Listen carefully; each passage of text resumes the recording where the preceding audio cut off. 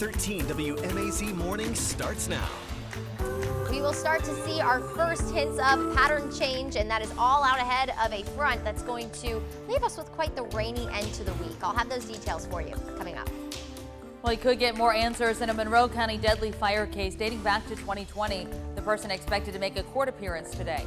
Plus, a Bibb County worker looks for hazard pay for staff. The decision commissioners made on a $50,000 price tag. New changes are coming to the SATs. I'm going to tell you everything you need to know and why experts say this could benefit the students. Well, good morning. Happy Wednesday. You are looking live over downtown Macon. A good start to the day. It is 6:30 on this February the 2nd. I'm Caitlin Heck. And I'm Wanya Reese. Caitlin, we're already halfway through the work week. Exactly. And it's Groundhog Day, which yes. I just had someone message me. We've been talking all morning about how we want spring.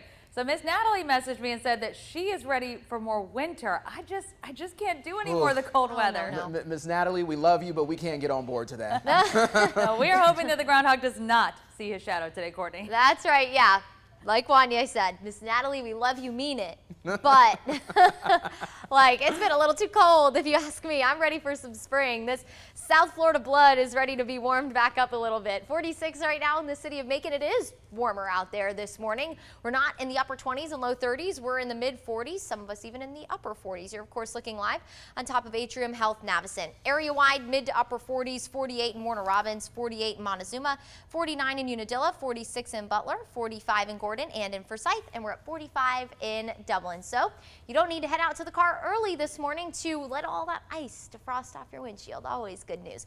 Now, of course, out to our west, clearly a very different story, not quiet, very cold. In fact, winter storm warnings and watches across most of the parts of the Midwest and Northeast. For us, we're simply going to get rain like Alabama and Mississippi are experiencing this morning.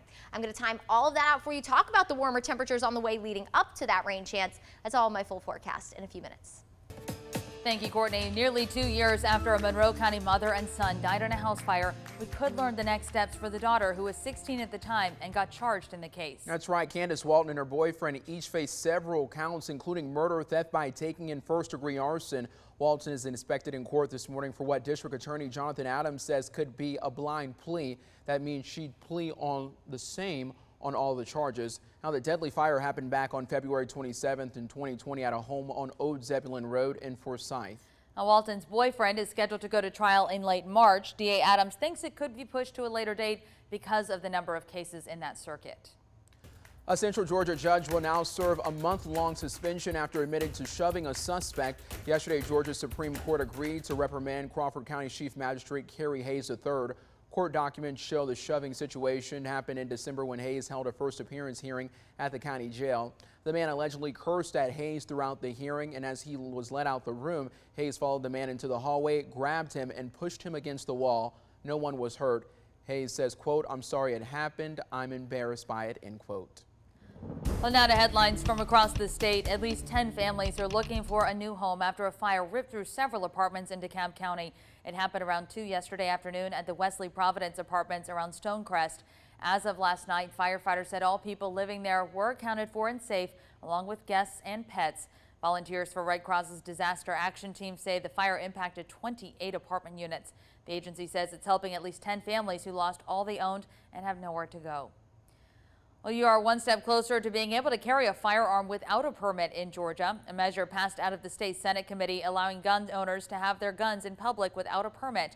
The Senate Judiciary Committee heard from supporters and opponents of the bill before making their final decision. Supporters say the government shouldn't infringe on Second Amendment rights, while opponents argue this would add more guns to Georgia streets. The bill now goes to the Senate Rules Committee.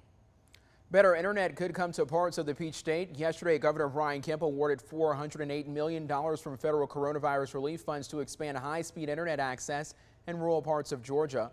49 project winners will match the spending with $330 million of their own money. The governor's office says the projects could connect 27% of the remaining 482,000 homes and businesses underserved by high-speed internet in the state. Here in Central Georgia, broadband could come to as many as 40,000 folks. Domestic violence and sexual assault centers across Georgia face large budget cuts, possibly impacting the shelter's ability to help victims. The crisis line in Safe House of Central Georgia is just one of them. Federal money supports 80% of funding for these shelters, but money keeps getting cut, and projections show these shelters could see a loss of 37% in the upcoming fiscal year. Crisis Line provides help through 5 programs: Safe Shelter, Legal Services, Sexual Assault Center, Counseling Center, and their 24-hour crisis hotline. The demand for these services skyrocketed during the pandemic, and through it all, the agency kept all their services available. Well, now, when the need is so high, Crisis Line alone faces a loss of more than $561,000. It's a loss the agency says will likely lead to staff layoffs and drastic cutbacks to local services. The executive director for Crisis Line in Safe House, Dee Sims, says it's going to have a drastic impact on Central Georgia. There are programs around this state, especially the rural programs, that can't survive these kinds of 37% loss on their budget. They will be closing their doors. Where are all the people that they're serving going to turn for shelter? Sims says she hopes Governor Brian Kemp will help with the federal funding loss by using some money from the American Rescue Plan. Meanwhile, if you are experiencing domestic violence or sexual assault, their crisis hotline is open 24/7. Now to 3-story updates we're following for you this morning. The pandemic hit workers hard, and government employees are no exception. That's why Superior Court Clerk Erica Woodford asked Bibb County commissioners for hazard payments for her staff. She says the office never closed during the pandemic, so employees deserve a pay boost. She asked Commission for $50,000 to cover it. Some commissioners say that's not quite fair. They believe all county employees that deal with the public deserve hazard pay.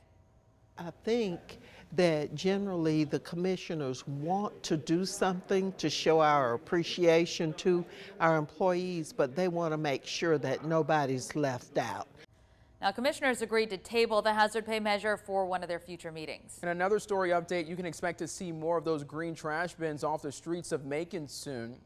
During a press conference yesterday, Mayor Lester Miller says the previous trash company, Advanced Disposal, has taken too long to collect its trash cans. The county replaced the company last year because of delays in trash pickup. They've since hired Ryland Environmental to take over trash services, but many people are still stuck with their old green bins. The county says they hired a third party to help Advanced Disposal pick those bins up. Miller also says some county employees from several departments will work overtime to help with the collection efforts.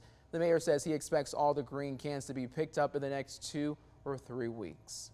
Well, there's now a new director for the Macon-Bibb Planning and Zoning Commission. During yesterday's meeting, commissioners announced the appointment of Jeffrey Ruggieri. Ruggieri currently serves as the first director of development services for the city of New Bern in North Carolina. He starts his new position here in Macon on Monday. Last September, now former executive director Jim Thomas announced his plans to retire after 37 years in that office. Well, signed, sealed, and delivered. It is that time of year again in the world of high school sports. That's right. Thousands of athletes will seal the deal on their futures this National Signing Day. And we've got plenty to talk about right here in Central Georgia, but that's the case every year, Caitlin. Exactly. We have so much talent here, and we are getting things started bright and early this morning at 9 and then all throughout the day from Houston County to Milledgeville, everything in between. 13 WMAZ is your place to be today. We'll have complete coverage tonight at 5, 6, and 11, but you don't have to wait all day to stay in the know. Catch live updates as it happens all throughout the day on 13WMAZ.com, the 13 app, and of course you can follow along with Connor and Marv on their official Twitter pages, and you see that all that info is posted for you right there. Well, the time is now 6:38 a.m. Courtney, it's always phenomenal. I mean, we have some great talent here in Central Georgia. We do, and I'm so excited to see, to see the excitement, I guess. Oh, definitely. Because those students, I mean, the glow on their faces, their families' faces. I know. Yeah. I was just thinking that. I was like, the parents, they are fired up. Yes, yes. And sometimes you don't even know who's more fired up, the student or the parents. True, so, yeah, true. but, it is a great accomplishment nonetheless. Very excited to see that. Now, excited to see, more so cautiously optimistic, to see what the groundhog is going to say. Of course, that is really coming up in less than an hour now. I believe at 7:30 is when our Beauregard Lee over in Jackson, Georgia is going to come out of his nice little tiny home he lives in and either see his shadow, which means winter stays, or doesn't see his shadow, which means early spring. And thankfully, you can see today's forecast could have some patchy fog right now. Here at home, we're looking okay, but overall, mostly cloudy skies, and it is going to actually feel spring-like today. So maybe Beauregard Lee will be like, hey, it's not so cold out here. Maybe that means it needs to be an early spring. At least we're going to speak that into existence. I know there are some of you out there who probably want winter to stay. In fact, we had a viewer send it to us. But here at 13, we are ready for spring. We want spring. Okay, so mostly cloudy skies to start the day. This is all out ahead of a weather system. We are going to start to see a pattern change. Of course, the warmer air, one hint at it, the cloudy skies, another hint at it, and then we're going to start to add some rain to the mix. So you're looking here at satellite and radar across the country. Now, look at this. You go all the way up towards Boston, all the way down to Texas and New Mexico. I've been showing this all morning just because of how incredible it is. This is a measurement just under 2,000 miles of winter storm warnings, winter storm watches, winter weather advisories, and you can see already winter weather starting to make its presence in parts of Illinois and Kansas and Missouri. Rain, though, across parts of the Tennessee River Valley and also parts of Mississippi and Alabama. Here at home, rain is what we are going to experience. Thankfully, we don't need to have any of that winter weather mess. There is plenty of it. In fact, millions of people are going to be impacted by that winter weather. 46 right now in the city of Perry. It's warmer out there, mid to upper 40s to get your day started no matter where you're waking up with us. So yes, enjoy it. Enjoy the warmer air. It's been a little while since we've had a mild start like this. And I say mild compared to the 20s we've had recently. Now, as we go through the day today, maybe a stray shower. That's going to about do it. As we head into tomorrow, a slightly more widespread rain chance as wind surges in from the south. So you can see that's the direction that rain will move tomorrow, from south to north.